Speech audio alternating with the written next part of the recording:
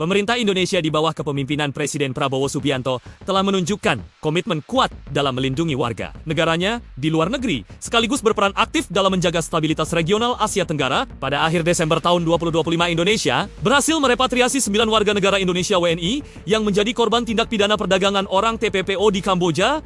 Sementara, secara paralel, berkontribusi dalam upaya perdamaian konflik perbatasan antara Kamboja dan Thailand yang memanas sepanjang tahun itu. Dua aksi ini mencerminkan diplomasi tingkat tinggi yang efektif, menggabungkan perlindungan warga dengan mediasi regional, di tengah tantangan kompleks seperti eksploitasi tenaga kerja dan sengketa wilayah bersejarah. Masalah TPPO terhadap WNI di Kamboja bukanlah hal baru, tetapi telah menjadi isu krusial dalam beberapa tahun terakhir. Sejak pandemi COVID-19, Kamboja menjadi magnet bagi pekerja migran Indonesia yang mencari peluang ekonomi lebih baik. Data menunjukkan bahwa ribuan WNI berada di sana, banyak tergiur janji pekerjaan bergengsi seperti operator komputer dengan gaji hingga 9 juta rupiah per bulan. Sayangnya, realitas di lapangan jauh berbeda. Mereka seringkali dijebak dalam jaringan penipuan daring online scam dan perjudian online, di mana korban dipaksa bekerja di bawah ancaman kekerasan. Kamboja ironisnya menjadi sarang TPPO karena faktor ekonomi yang rentan, korupsi, dan permintaan tinggi akan tenaga kerja murah untuk industri scam yang berkembang pesat. Sindikat kriminal memanfaatkan situasi ini, merekrut korban dari Indonesia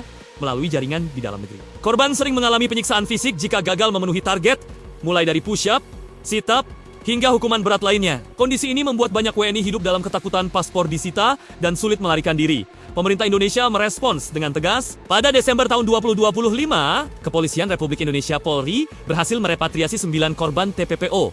Kasus ini bermula dari laporan orang tua korban pada 8 Desember tahun 2025, diikuti investigasi cepat oleh Bareskrim Polri. Korban yang berasal dari berbagai daerah berhasil melarikan diri dan mencari perlindungan di Kedutaan Besar Republik Indonesia KBRI Phnom Penh. Proses repatriasi melibatkan koordinasi intensif antara Polri, Kementerian Luar Negeri, KBRI Phnom Penh, dan Badan Pelindungan Pekerja Migran Indonesia BP2MI. Pada 26 Desember tahun 2025, ke-9 korban tiba kembali di Indonesia dengan selamat. Keberhasilan ini merupakan implementasi langsung arahan Presiden Prabowo Subianto dalam Astacita Poin ke-7 yang menekankan supremasi hukum dan perlindungan maksimal bagi WNI dari eksploitasi. Kepala Bareskrim Polri, Komjen Pol Syahardiantono, menyatakan bahwa langkah ini menunjukkan kehadiran Polri dalam memastikan perlindungan warga. Sepanjang 2025, Indonesia telah merepatriasi ratusan WNI dari Kamboja dan negara tetangga. Dengan upaya pencegahan melalui edukasi masyarakat agar waspada terhadap tawaran kerja mencurigakan. Di sisi lain, keamanan WNI di Kamboja semakin terancam oleh konflik perbatasan antara Kamboja dan Thailand yang meletus lagi pada ke-2025. Konflik ini berakar pada sengketa wilayah abad lalu, terutama klaim atas kuil-kuil kuno. Eskalasi dimulai Juli tahun 2025 dengan pertempuran sengit, termasuk serangan artileri dan udara yang menewaskan puluhan orang dan mengungsi ratusan ribu warga. Gencatan senjata sementara gagal bertahan dan pertempuran kembali meletus Desember tahun 2025. KBRI Phnom Penh dan KBRI Bangkok mengeluarkan imbauan agar WNI menjauhi zona konflik. Ancaman ini menambah beban bagi ribuan WNI yang sudah rentan karena TPPO.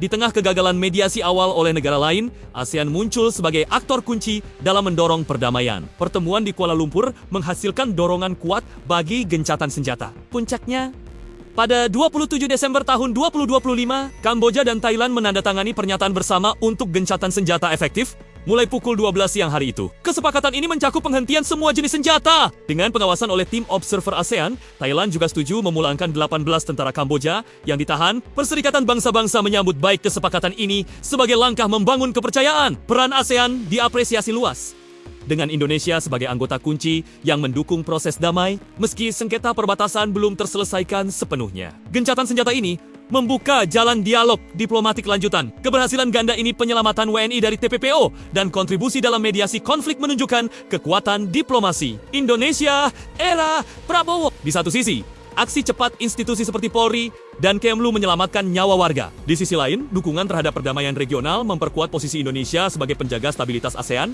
Ini sejalan dengan visi Astacita yang menempatkan perlindungan warga dan perdamaian sebagai prioritas. Keberhasilan repatriasi 9 WNI pada akhir Desember tahun 2025 menjadi bukti nyata koordinasi antar lembaga yang efektif. Korban-korban ini, termasuk satu yang sedang hamil, kini dapat berkumpul kembali dengan keluarga dan memulai pemulihan. Namun, Polri mengungkap masih ada ratusan WNI potensial korban di Kamboja, menuntut upaya lanjutan untuk membongkar sindikat secara menyeluruh. Sementara itu, gencatan senjata Kamboja Thailand yang diteken pada 27 Desember tahun 2025 membawa harapan baru bagi stabilitas kawasan. Dengan pengawasan ASEAN, diharapkan tidak ada lagi pelanggaran yang memicu eskalasi. Indonesia, melalui dukungannya terhadap proses ini, turut memastikan keamanan ribuan WNI yang berada di wilayah terdampak. Kedua isu ini saling terkait, karena konflik bersenjata memperburuk kerentanan WNI terhadap eksploitasi. Diplomasi Indonesia yang holistik berhasil menangani keduanya secara paralel, menunjukkan kematangan dalam menghadapi tantangan regional. Ke depan, pemerintah perlu memperkuat pencegahan TPPO melalui kerjasama bilateral dengan Kamboja dan edukasi masif di dalam negeri.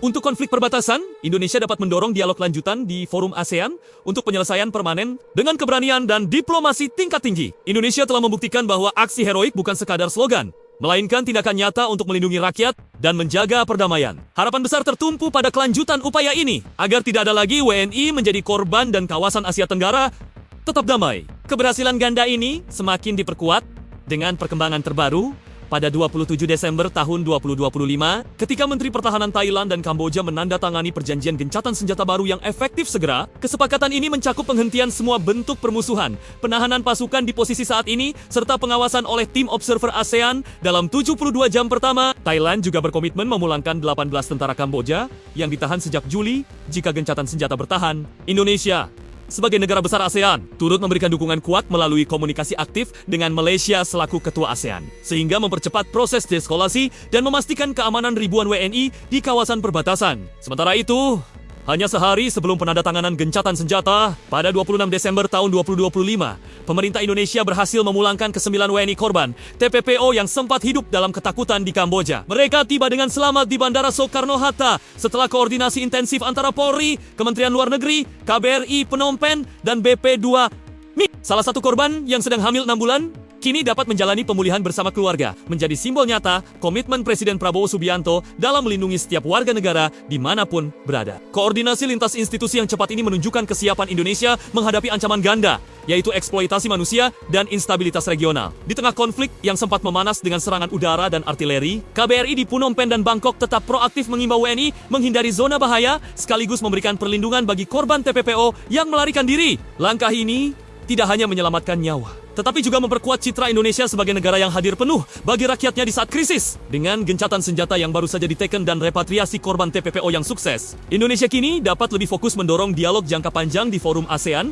untuk menyelesaikan akar sengketa perbatasan, termasuk klaim atas kuil-kuil kuno. Dukungan Indonesia terhadap upaya Malaysia sebagai ketua ASEAN menjadi bukti solidaritas regional yang kuat, sekaligus membuka peluang kerjasama lebih dalam dengan Kamboja dalam pemberantasan sindikat TPPO yang masih mengintai ribuan WNI potensial. Akhirnya, keberhasilan paralel ini mempertegas bahwa diplomasi Indonesia era Prabowo Subianto bukan hanya reaktif, melainkan proaktif dan berorientasi pada perdamaian serta perlindungan warga. Harapan besar kini tertumpu pada implementasi gencatan senjata yang berkelanjutan, serta pencegahan TPPO yang lebih masif, agar Asia Tenggara kembali menjadi kawasan yang aman, stabil, dan sejahtera bagi semua, termasuk bagi jutaan warga Indonesia yang mencari nafkah di luar negeri.